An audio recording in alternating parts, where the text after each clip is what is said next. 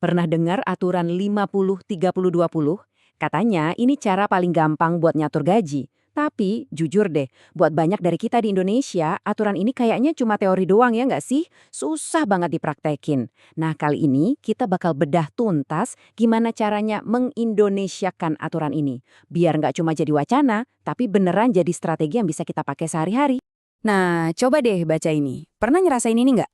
Udah semangat banget nih di awal bulan mau pakai aturan 50-30-20, pas akhir bulan bukannya dompet aman, malah kepala yang puyeng. Kalau kamu pernah ngalamin ini, tenang aja, kamu nggak sendirian kok. Justru rasa frustrasi itu wajar banget, dan kita bakal cari tahu akarnya di mana. Nah, ini dia nih biang keladinya. Masalahnya itu bukan di konsep 50-30-20-nya yang jelek. Sama sekali bukan. Masalahnya kita sering banget ngelan resep dari luar ini mentah-mentah.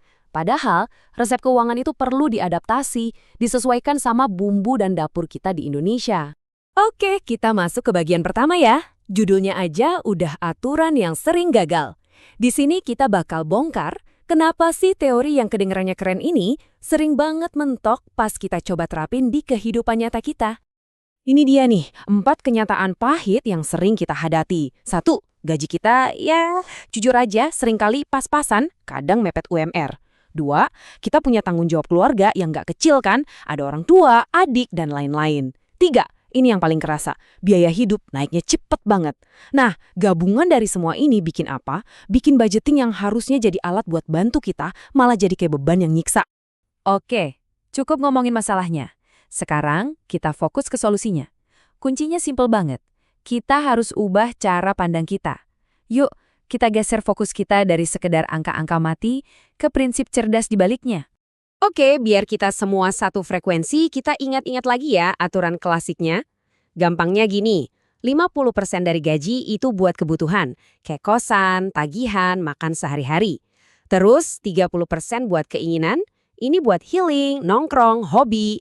Nah, sisa 20%-nya wajib buat masa depan, yaitu tabungan dan investasi. Kalau dilihat di atas kertas doang sih, kelihatannya logis banget ya. Nah, ini dia cara berpikir barunya. Coba deh bayangin budgeting itu kayak kita lagi masak.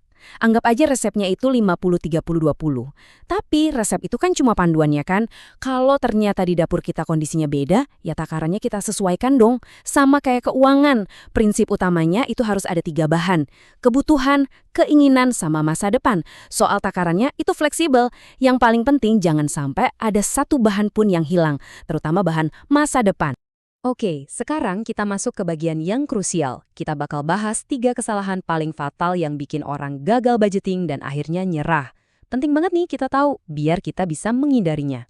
Nah, ini dia nih 3 pembunuh budget yang paling sering terjadi. Pertama, kita terlalu kaku, maksain banget persentasenya harus sama persis kayak di buku. Kedua, nah ini penyakit umum. Kita nyamarin keinginan jadi seolah-olah kebutuhan.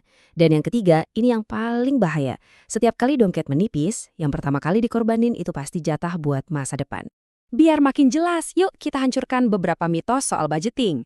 Mitos pertama, kalau gue nggak bisa 50-30-20 berarti gue gagal. Salah besar. Faktanya yang penting itu pos masa depan kamu tetap dapat jatah. Mitos kedua, nabungnya nanti aja deh kalau gaji udah gede.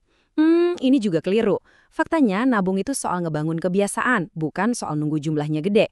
Terakhir, mitos yang paling bikin orang takut. Budgeting bikin hidup jadi terkekang. Justru sebaliknya, dengan budget uang kamu jadi punya tujuan dan arah yang jelas. Oke, teori-teori tadi cukup ya. Biar lebih nempel, kita langsung lihat contoh nyata aja. Kenalin, ini Rina, seorang karyawan dengan gaji 5 juta sebulan. Kita bakal lihat gimana 2 pendekatan budgeting yang beda bisa ngasih hasil yang beda juga buat keuangan Rina. Coba perhatiin tabel ini baik-baik.